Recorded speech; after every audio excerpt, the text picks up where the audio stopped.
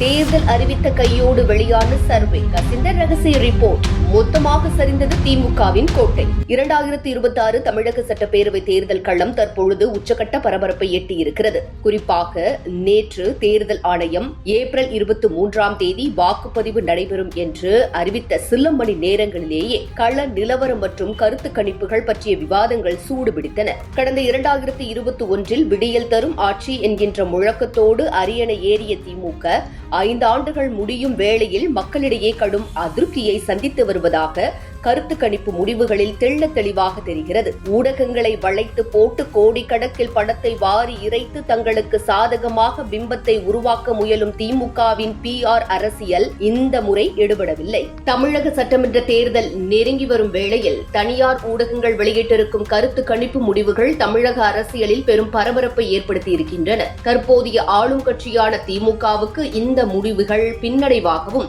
பிரதான எதிர்க்கட்சியான அதிமுக மற்றும் அதன் கூட்டணிக்கு மிகப்பெரிய ஊக்கமாகவும் அமைந்திருக்கின்றன. திமுக அரசு மீதான விமர்சனங்களும் நிர்வாக குறைபாடுகளும் இந்த கருத்து கணிப்பில் எதிரொலிப்பதாக தெரிகிறது.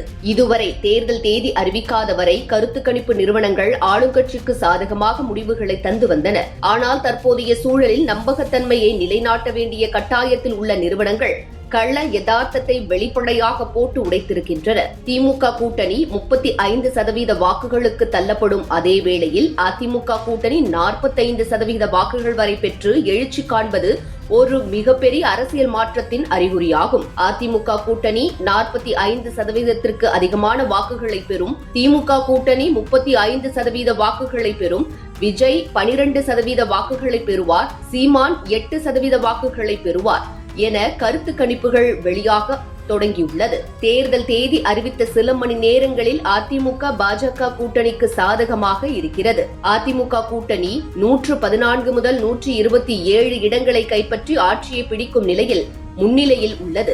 இது கடந்த தேர்தலை விட அதிமுகவுக்கு மிகப்பெரிய முன்னேற்றமாக கருதப்படுகிறது. திமுக கூட்டணி 104 முதல் 114 இடங்களை மட்டுமே பெறும் என்றும் கணிக்கப்பட்டுள்ளது. ஆளும் கட்சியாக இருந்து 100க்கும் குறைவான இடங்களுக்கு சுருங்கும் நிலை திமுகவுக்கு ஒரு எச்சரிக்கை மணியாகவே பார்க்கப்படுகிறது.